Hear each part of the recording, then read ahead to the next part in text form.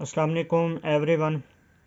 अच्छा यार, last video में ना हमने ये अपना इन्वायरमेंट सेट किया था, यानी कि जहाँ चल के हम अपनी सी प्लस प्लस की बातें लिख रहे होंगे और उसके साथ में ट्रांसलेटर भी यूज़ हो रहा होगा जो हमारी सी प्लस प्लस की बातों को ट्रांसलेट करके कंप्यूटर साइंस की जो लैंग्वेज है 0110 उस लैंग्वेज में ट्रांसलेट कर रहा होगा।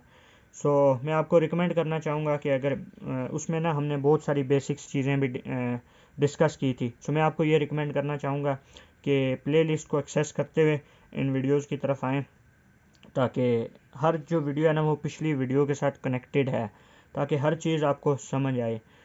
इसमें सबसे पहले आपको तो लास्ट वीडियो में गाइड किया था कि ये बेसिक सा कोड हमें हर प्रोग्राम के अंदर लिखना होगा। आप इसको रट्टा भी लगा सकते हैं और समझ आप इसको अभी इस टाइम पे समझ नहीं सकते, क्योंकि आप इस काबिल नहीं हैं इसको समझने के लिए, क्योंकि अभी आपको नहीं पता सी आउट क्या होता है, सी इन क्या होता है, सी लॉग क्या होता है, सी एरर क्या होता है। ये चीज़ें जब हम आगे चल के पढ़ेंगे तो फिर हमें पता चलेगा कि क्या चीज़ें होती हैं। वैसे अगर मैं आपको गाइड करना चाहूँ, अगर फिर भी आप कहना चाहेंगे कि नहीं, अगर हम इसको सीखते हैं, फिर मैं आपको बताना चाहूँगा कि सी आउट एक ऐसी चीज़ है जिससे ना आप कुछ आउटपुट स्क्रीन पे डिस्प्ले कर रहे होते हैं, जैसा कि लास्ट वीडियो में हमने डिस्प्ले करके देखा था।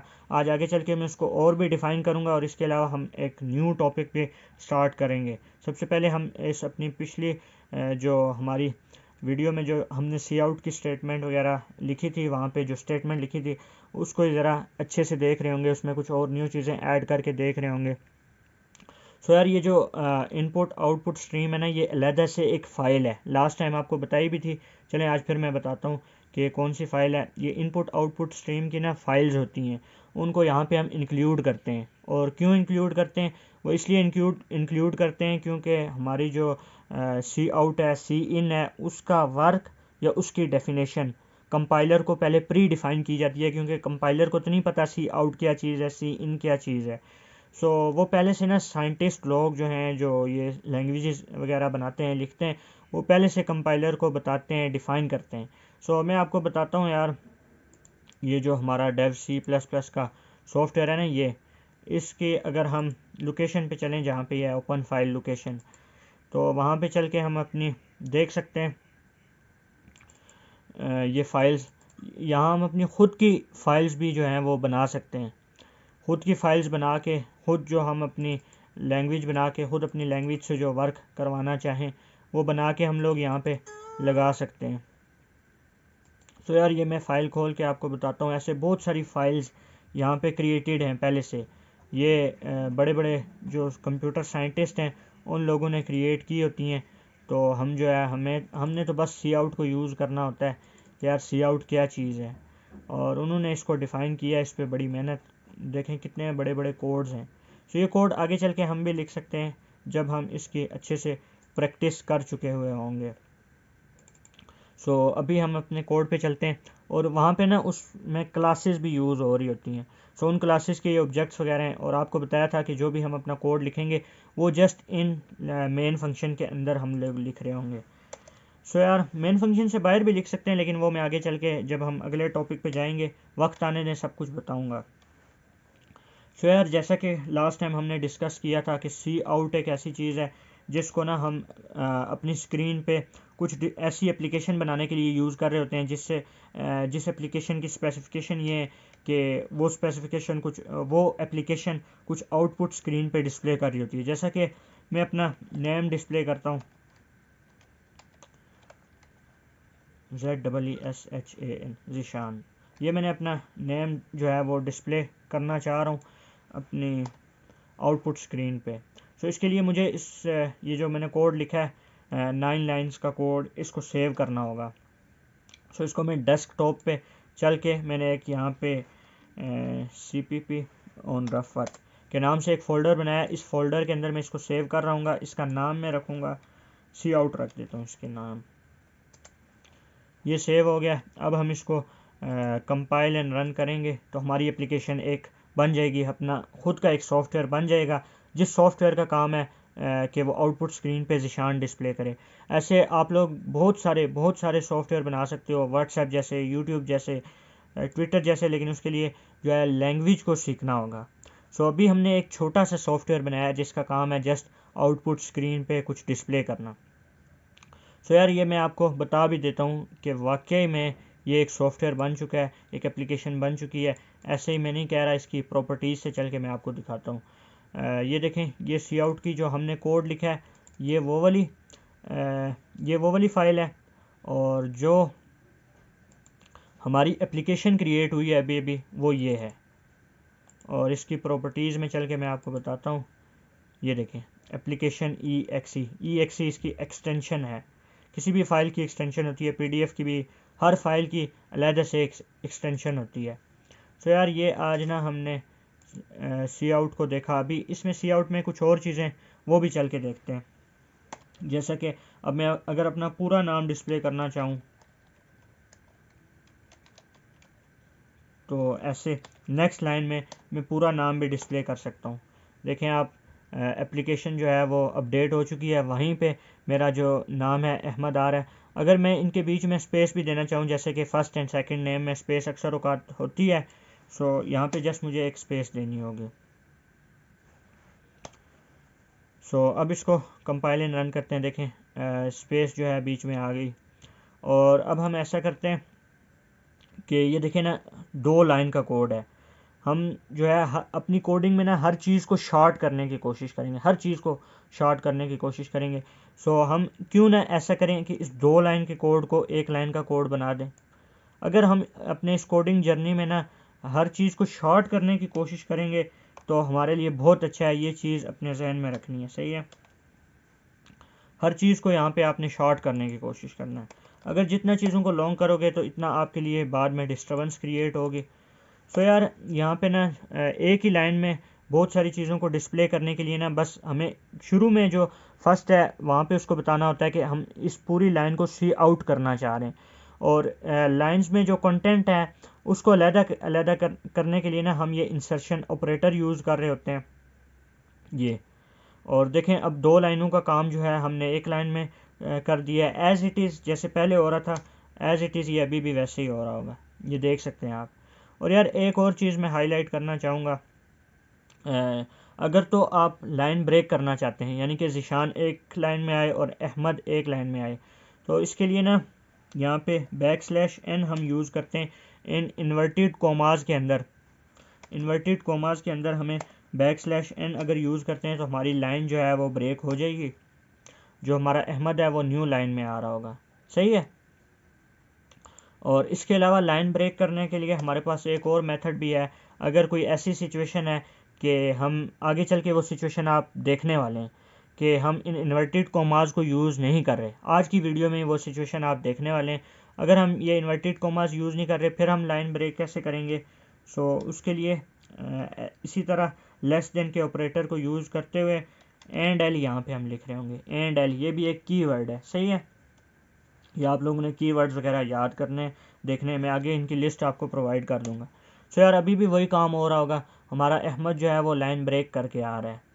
सो इसमें ये आप 2 चीज़ें आज आपने न्यू सीखी, \n और इसके अलावा एंड एल। \n का भी काम यही है जो कि एंड एल का है, लेकिन वो जो है इन्वर्टेड कोमास के अंदर यूज़ हो रहा होता है। यह आपने बात याद रखनी है, // यूज़ नहीं करनी, \/ यूज़ करनी है, और इसके अलावा इन्वर्टेड कोमास के अंदर लिखनी है। ये बात मुझे उम्मीद है आपको समझ आ चुकी होगी। शुरू में मैंने आपको बताया था अगर कोई बात समझ आ जाती है तो उसके ना नोट्स आपने बनाने हैं। तो ये देखें अब 2 लाइन्स इसने ब्रेक की हैं, एक \n की वजह से एंड इसके अलावा एक एंड एल की वजह से। सो उम्मीद है ये चीज़ आपको समझ लग गई होगी। अब हम लोग ना आई थिंक सी आउट में इतना काफ़ी है। अब हम लोग नेक्स्ट चलते हैं, जो कि हम सीखने वाले हैं कि यार वेरिएबल्स क्या होते हैं। सो उसके लिए वाइट बोर्ड पे चलना होगा। अच्छा यार, अब हमारा जो नेक्स्ट टॉपिक है वो वेरिएबल्स का है, यानी कि हमारी प्रोग्रामिंग के अंदर वेरिएबल्स क्या होते हैं। सो वो आज हम डिस्कस करने वाले हैं। सो यार अच्छा यार, वेरिएबल्स में अगर आपको आसान अल्फाज में बताऊँ ना कि वेरिएबल होता क्या है। वेरिएबल एक ऐसी चीज़ है ना जो कि डेटा स्टोर करने के लिए यूज़ होती है। जैसा कि एक बॉक्स भी है जो किसी चीज़ को स्टोर करने के लिए यूज़ हो रहा होता है। फॉर एग्ज़ाम्पल एक बोतल आप देख लें जो कि पानी स्टोर करने के लिए यूज़ हो रही होती है, उसको भी हम वेरिएबल कह सकते हैं। इसके अलावा पानी का टैंक देख लें, वो भी पानी स्टोर करने के लिए यूज़ हो रहा होता है, उसको भी आप वेरिएबल कह सकते हैं। इसी तरह ना हमारी कंप्यूटर साइंस में भी ना कुछ चीज़ें स्टोर करने के लिए, जैसे कि नंबर्स को स्टोर करने के लिए, करेक्टर्स को स्टोर करने के लिए, और इसी तरह मुख्तलिफ चीज़ों को स्टोर करने के लिए ना कुछ कंटेनर्स या कुछ वेरिएबल्स चाहिए। सो वो वेरिएबल्स हम यहाँ पे अपने प्रोग्राम के अंदर बना रहे होते हैं। आगे चल के आप इस चीज़ को इंजॉय करेंगे। एक चीज़ मैं हाईलाइट करना चाहूँगा कि इस हमारे कोर्स में, इस हमारे कंटेंट में ना बुक से कोई चीज़ नहीं होगी, यानी कि ख़ुद की हमारी सब क्रिएशन होगी।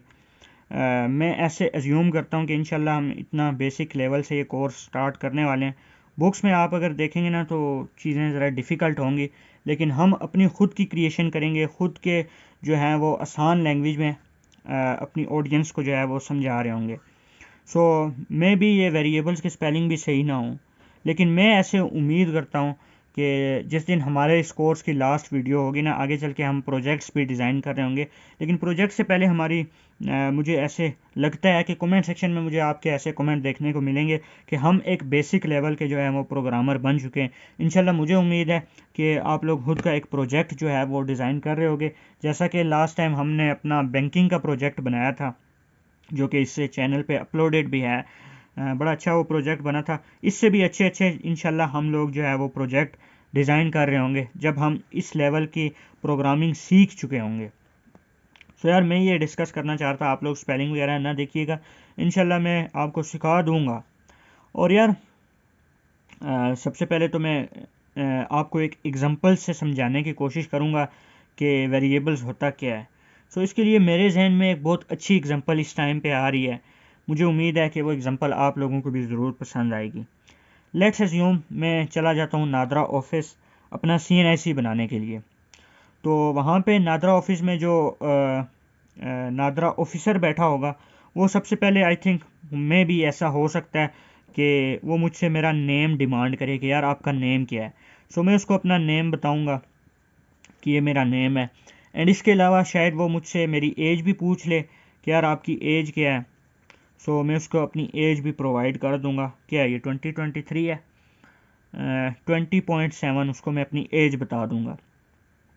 और इसके अलावा यार ऐसा हो सकता है वो मुझसे मेरा मोबाइल नंबर भी डिमांड कर ले। अगर नहीं भी करता तो चले हम एज्यूम करते हैं, क्योंकि हम अपने लेक्चर में हेल्प ले रहे हैं इससे, मोबाइल नंबर भी मैं उसको अपना प्रोवाइड कर देता हूँ। एंड इसके अलावा शायद वो मुझसे मेरा मैरिटल स्टेटस भी पूछ ले।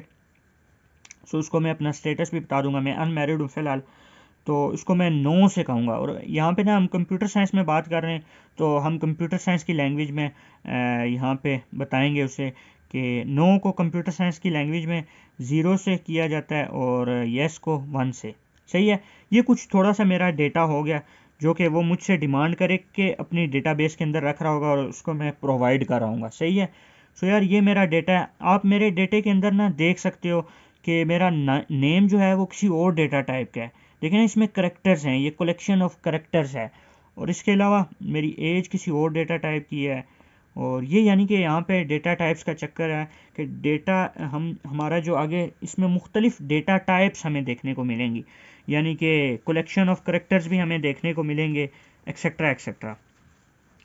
सो यार अब हम देखते हैं डेटा टाइप्स को। सही है, इसमें ना सबसे पहले वेरिएबल को बनाने का सिंटैक्स मैं आपको बताता हूँ।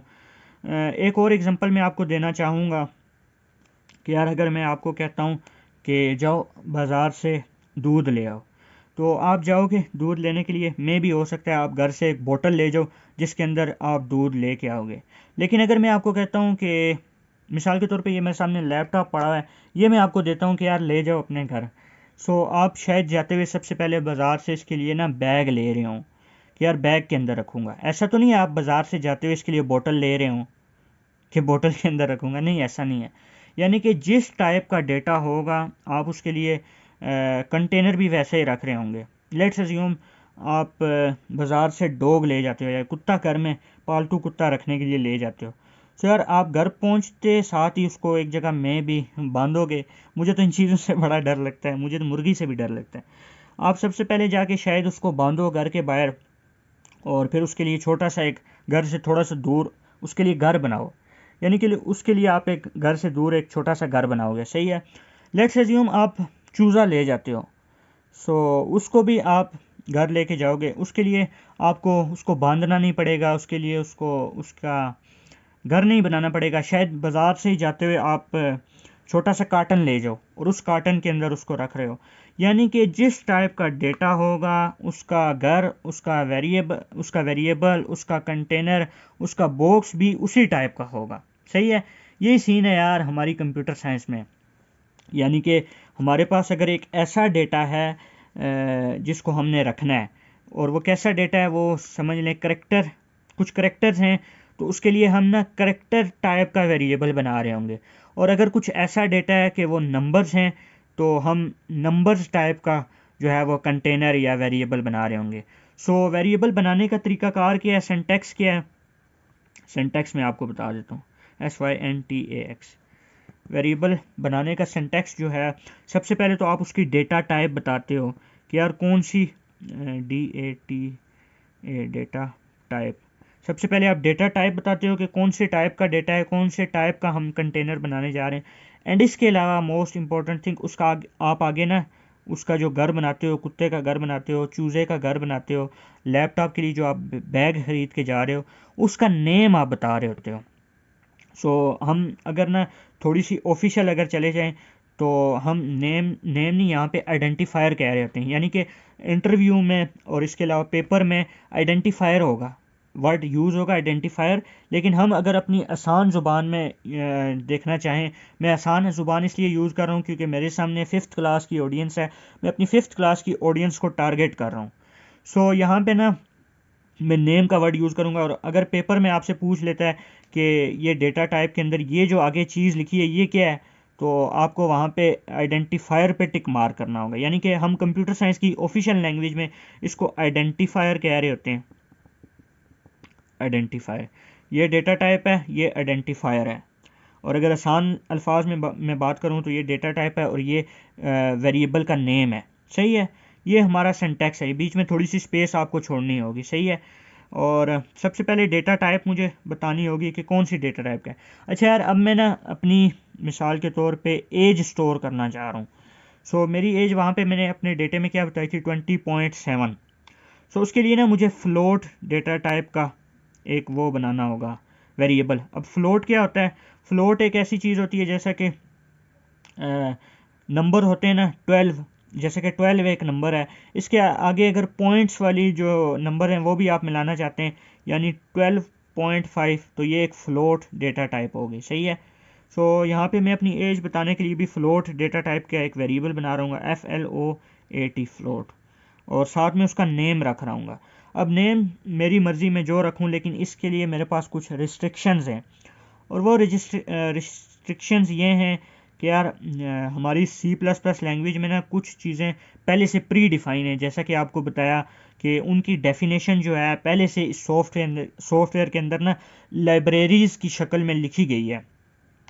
सो ये जो फ्लोट है ना यार, ये पहले से प्री डिफ़ाइन है। अब इसका नाम मैं अगेन यहाँ पे फ्लोट अपना आइडेंटिफायर नहीं रख सकता है, फ्लोट को मैं अपने आइडेंटिफायर की जगह नहीं यूज़ कर सकता। हमें यहाँ पे कुछ ऐसी नेम रखना होगा जो पहले से कीवर्ड ना हो, रिजर्व वर्ड ना हो। ये मैं लिस्ट आपको प्रोवाइड कर देता हूँ कि यार कौन कौन से वर्ड जो हैं C++ में ना पहले से प्री डिफ़ाइन है। सो हमें यहाँ पे ऐसा देखना होगा कि कोई प्री डिफ़ाइन वर्ड ना हो जो कि हम इसमें यूज़ करते जा रहे हो। सो एज आई थिंक इसमें ना प्री डिफ़ाइन नहीं है, एज जो है प्री डिफ़ाइन नहीं है C++ लैंग्वेज में। सो यहाँ पे मैं अपने वेरिएबल का नेम या आइडेंटिफायर जो है वो एज रख लेता हूँ, सही है। ये मेरा डेटा टाइप हो गई, और ये जो है मैंने अपने वेरिएबल का नेम रख दिया। और यार इसको ना स्टेटमेंट टर्मिनेटर से मैं अपनी स्टेटमेंट को एंड भी कर रहा हूँ कि यार मेरी बात यहाँ पे ख़त्म हो गई। यहाँ से कंपाइलर ये चीज़ रीड करने के बाद ये स्टेटमेंट टर्मिनेटर को देखते हुए नेक्स्ट लाइन पे चला जाएगा, नेक्स्ट लाइन पे जो स्टेटमेंट लिखी होगी उसको एग्जीक्यूट करेगा, सही है। अब यार बकाया जो चीज़ें हैं वो हम अपने कंप्यूटर स्क्रीन पे चल के देखते हैं, वहाँ पे चल के सही समझ आ रही होगी। अच्छा यार, अब हम लोग ना अपने इस प्रोग्राम में कुछ वेरिएबल बना के डेटा स्टोर कर रहे होंगे। सो सबसे पहले तो ये जो कोड लिखा है सी आउट वाला, इसको रिमूव कर लेते हैं। सो वेरिएबल बनाने का सिंटैक्स जैसा कि मैंने आपको बताया, सो हम ऐसे करते हैं ना, इंट डेटा टाइप का वेरिएबल बनाते हैं, यानी कि कोई नंबर स्टोर करने के लिए। सो सबसे पहले हमें डेटा टाइप बतानी होगी इंट। अब देखो ना, ये जो पहले से कीवर्ड्स हैं, यानी कि C++ लैंग्वेज में जो लाइब्रेरी से प्री डिफाइंड जो यहाँ पे कीवर्ड्स हैं ना, वो यहाँ पे बोल्ट हो रहे होते हैं। आप ज़रा अगर गौर करो तो ये रिटर्न जो है ये पहले से प्री डिफाइन है, जो कि यहाँ पे बोल्ट हुआ पड़ा है। और इसके अलावा इंट जो है ये भी बोल्ट है, और यहाँ पे मेन ये भी बोल्ट है, यूजिंग नेम स्पेस ये भी बोल्ट है। ये यानी कि ना पहले से प्री डिफाइन है। सो यार अगर ना इस इंट को मैं ज़रा सा चेंज करके कुछ और कर देता हूँ, डबल टी कर देता हूँ, तो देखें ये इसकी जो बोल्टनेस है वो ख़त्म हो चुकी है। यानी कि ये जो अब INTT है ना, ये पहले से प्री डिफाइन नहीं है यहाँ पे। अगर मैं इसको कैपिटल में लिखता हूँ तो देखें ये भी, इसमें भी डिफरेंस है, ये भी पहले से प्री डिफाइन नहीं है। सो ये चीज़ आपने ध्यान में रखनी है। इंट देखें ये बोल्ट हो गया, चेक कीजिएगा। इन जो है प्री डिफाइन नहीं है, वो सही से जो है वो चल रहा है, लेकिन जैसे टी होता है ना वो बोल्ट हो जाता है। सही है। ये अब मैंने उसको डेटा टाइप बता दी। अब ना यार उसमें मैं एक चीज़ और ऐड करता हूँ, ओ ऐड नहीं करता सॉरी, उसको अपना आइडेंटिफायर उसका बताता हूँ कि उसका आइडेंटिफायर नेम जो है वेरिएबल का वो क्या है। सो इसका मैं ऐसे करता हूँ कि यूज़र से ना, जो हमारा प्रोग्राम जब एग्जीक्यूट हो रहा होगा उस टाइम पे जो यूज़र इसको यूज़ कर रहा है उससे ये एज लेके आए। जैसे कि आप डिफरेंट वेबसाइट पे देख रहे होते हो कि वो आपसे आपका डेटा कलेक्ट कर रही होती हैं। सही है। सो इसके लिए मैं ऐसा करता हूँ, इस इंट डेटा टाइप का जो मैं वेरिएबल बना रहा हूँ उस वेरिएबल का मैं नेम रखता हूँ। सो एज अगर मैं यूज़र से ले रहा हूँ तो यहाँ पे इस वेरिएबल का नेम भी मैं एज रख लेता हूँ। ये वेरिएबल मैंने बना दिया। अब मैं ऐसा करता हूँ ना कि जैसे कि आपने पहले सी आउट की स्टेटमेंट देखा कि यार सी आउट में क्या होता है, अब आप सी इन में देखो कि सी इन में क्या होता है। सी इन ऐसे लिखते हैं हम, वहाँ पे हम लेस देन का ऑपरेटर यूज़ कर रहे थे, यहाँ पे हम ग्रेटर देन का ऑपरेटर यूज़ कर रहे होंगे। और ये सी इन हम करेंगे यानी कि यूज़र से वैल्यू लेके आएंगे, और अब यूज़र से वैल्यू जो हम लेके आ रहे होंगे उसको कहीं पे रखना होगा, उसको किसी वेरिएबल में रखना होगा। और किस वेरिएबल में रखना होगा, जो कि इंट डेटा टाइप का है, क्योंकि हम वहाँ से इंट डेटा टाइप का डेटा ला रहे हैं और अब हमें ना एज में जाके उसको रखना है। सो ये एज में हम इसी तरह डेटा इनपुट यूज़र से ले रहे होंगे। और अब मैं इसको एग्जीक्यूट करके देखता हूँ, देखें कैसे वो जो है आपसे एज आपकी मांग रहा होगा। ये देखें यहाँ पे कर्सर ब्लिंक हो रहा है, ये यानी कि आपसे आपकी एज मांग रहा है। सो मैं इसको यहाँ पे ऐसे कुछ ना कुछ दे देता हूँ नंबर। सो ये मैंने दिया, ये प्रोग्राम जो है वो ख़त्म हो गया। सो अब मैं ऐसा करता हूँ, यहाँ पे देखता भी हूँ कि यार यूज़र ने बल्कि पहले मैं ऐसा करता हूँ ना कि यूज़र को एक मैसेज डिस्प्ले करता हूँ, यूज़र को बताता हूँ कि वो अपनी एज एंटर करे। सही है।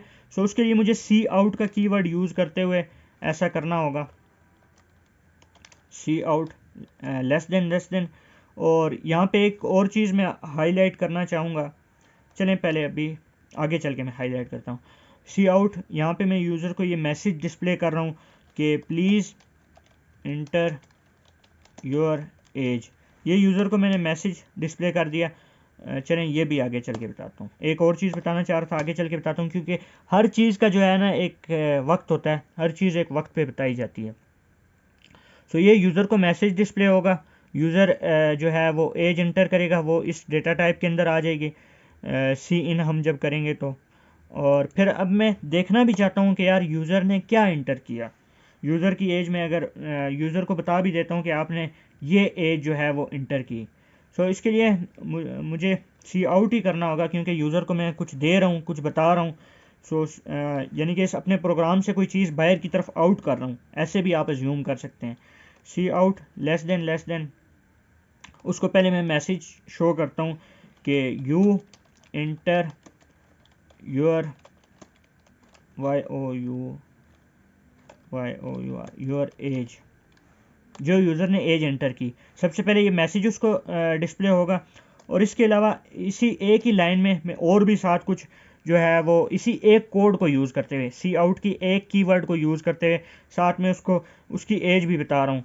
सो यार यहाँ पे ना जस्ट उस वेरिएबल का नाम मैं लिख दूंगा जिस वेरिएबल के अंदर उसने एज डाली है, उस वेरिएबल का नाम लिख दिया। और यार आपने एक चीज़ देखी होगी कि यहाँ पे ना हम ये डबल इन्वर्टेड कोमास यूज़ कर रहे हैं, लेकिन यहाँ पे जो हमने वेरिएबल को डिस्प्ले किया है इसमें हम यूज़ नहीं कर रहे। उसकी वजह ये है कि अगर एज इट इज़ अगर कोई आप मैसेज आउटपुट स्क्रीन पे डिस्प्ले करना चाहते हैं तो उसके लिए आप ये डबल इन्वर्टेड कोमास यूज़ करते हैं। सही है। और अगर मैं ये डबल इन्वर्टेड कोमास हटा दूं तो वो बोलेगा यार मुझे तो पता ही नहीं है, यू इंटर योर एज, ये क्या है, देखना एरर थ्रो करेगा।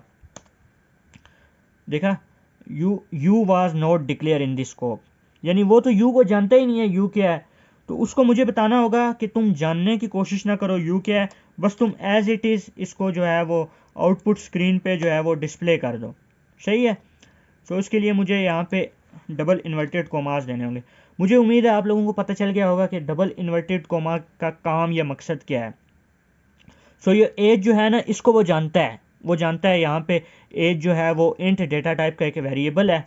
सो वो यहाँ पे चल के ना एज को डिस्प्ले कर देगा। और यार मैं इस अपनी स्टेटमेंट को ना यहाँ पे एंड करता हूँ। सही है, मेरी स्टेटमेंट एंड हो गई।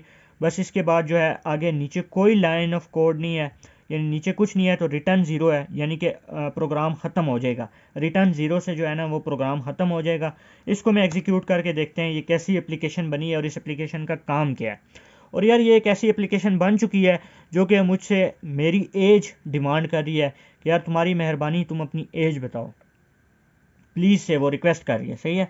सो ये आप कर्सर ब्लिंक हो रहा है, देख सकते हो यहाँ पे। जब मैं इंटर करूँगा एज मैंने ये 12 इंटर कर दी। 12 ही बार बार क्यों आ रहा है यार, 20। और ये एज इंटर करने के बाद मैं इंटर का बटन अपने कीबोर्ड से प्रेस करूँगा। तो यार ये उसने मैसेज भी डिस्प्ले कर दिया, योर इंटर योर एज, और साथ में उसने एज बता दी कि आपने 20 इंटर की है। सही है। अब मैं ऐसा करता हूँ ना कि ये जो हमसे एज ले रहा है प्रोग्राम को ज़रा खूबसूरत बनाने के लिए, ये नेक्स्ट लाइन में चल के लेना है यार, उधर ही साथ में क्यों ले रहा है।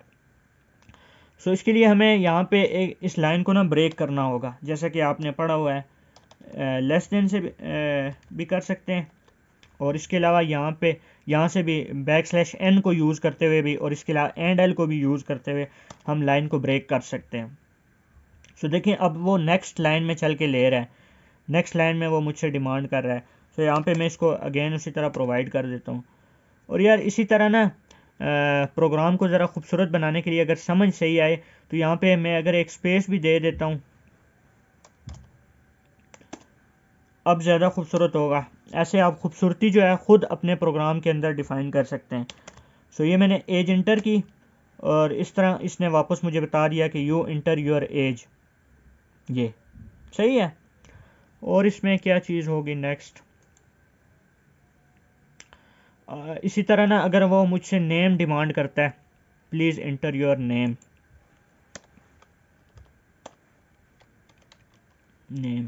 तो नेम जो है वो कलेक्शन ऑफ करेक्टर्स है। सो इसलिए यहाँ पे ना मुझे डेटा टाइप अपनी चेंज करनी होगी। अपने कंटेनर की डेटा टाइप मैंने चेंज कर दी, उसको बता दिया कि यार कुछ और टाइप का डेटा आने लगा है।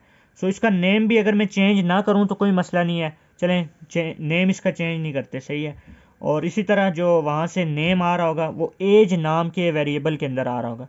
नाम आपकी मर्ज़ी का आप जो रख लें, बस ये ध्यान में रखना है कि यार ऐसे कीवर्ड नहीं होने चाहिए, कीवर्ड जो है जो प्री डिफाइन है वो नहीं होने चाहिए। तो इसको मैं F11 करके एग्जीक्यूट करता हूँ, वो मुझसे मेरा नेम पूछ रहा है। तो मैं इसको अपना नेम प्रोवाइड कर देता हूँ। ये मैंने इसको अपना नेम प्रोवाइड करते हुए इंटर का बटन दबाया तो उसने जस्ट फर्स्ट करेक्टर मुझे जो है वो प्रोवाइड किया, क्योंकि जो करेक्टर्स होते हैं ना वो जस्ट करेक्टर ही आपको बताता है। पूरे ये करेक्टर्स, पूरा जो नेम आपने स्टोर किया ना वो आपने ये स्टोर नहीं करेगा, जस्ट पहला करेक्टर स्टोर करेगा। ये आगे चल के हम लोग जब एरेज पढ़ रहे होंगे उस टाइम पे मैं आपको बताऊंगा कि पूरा नेम स्टोर करने के लिए हमें क्या करना होगा। अभी जस्ट आप ये एक एक करेक्टर जो है वो देखें। सही है। और इसके अलावा ना अगर हम यूज़र से नहीं लेते, यहाँ पे उसको प्रोवाइड करते हैं, तो ऐसे हमें इसको करेक्टर्स प्रोवाइड करने होंगे। ऐसे इक्वल करके ना यहाँ पे सिंगल इन्वर्टेड कोमास में जी, ये मैंने अब यूज़र से नहीं लिया बल्कि इसको ख़ुद प्रोवाइड कर दिया। सो इस लाइन को मैं रिमूव कर देता हूँ, ये रिमूव हो गई। सो यार ये देखें जी आ गया, जी जो मैंने उसको प्रोवाइड किया है। अब उसने बल्कि यहाँ से फिर इस लाइन को भी हमें रिमूव करना होगा जो कि हम यूज़र को मैसेज डिस्प्ले कर रहे हैं, इस लाइन को भी मैंने रिमूव कर दिया। यानी अब उसको ख़ुद मैंने करैक्टर प्रोवाइड कर दिया और इसके अलावा उससे करैक्टर प्रोग्राम से पूछ भी लिया कि यार क्या करैक्टर तुम्हारे पास है। सो इसको एग्जीक्यूट करते हैं। योर एंटर योर एज, जी देखें आ रहा है। सो यार ये चीज़ें मैंने इसको एडिट इसलिए नहीं किया ताकि आप देख सको कि हम खुद क्या से क्या कर सकते हैं। सो अब ना एज को मैं यहाँ पे हटा के नेम कर देता हूँ। हमने अपने वेरिएबल का भी नेम चेंज कर दिया, नेम।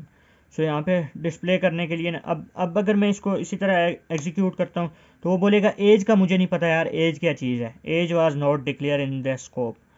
सो यहाँ पे ना एज की जगह मुझे नेम रखना होगा क्योंकि ऊपर चल के मैंने वेरिएबल का नेम चेंज कर दिया है। सो यार ये देख सकते हो आप, ये बड़े अच्छे से वर्क कर रहे हैं। सो इस तरह आप फ्लोट डेटा टाइप का भी वेरिएबल बना सकते हो, उसका भी यही मेथड होगा, और इसी तरह डबल का भी, और इसी तरह बूल डेटा टाइप का भी। जो आपको वहाँ पे मैंने डेटा टाइप बताई थी ना मैरिटल स्टेटस के लिए 01, वो हमारे पास बूल डेटा टाइप के, BOOL बूल, सही है। और आगे जो हमारा नेक्स्ट लेक्चर होगा उसमें और चीज़ें देखेंगे। अभी के लिए आई थिंक काफ़ी है क्योंकि नमाज का भी टाइम हो गया। Thank you.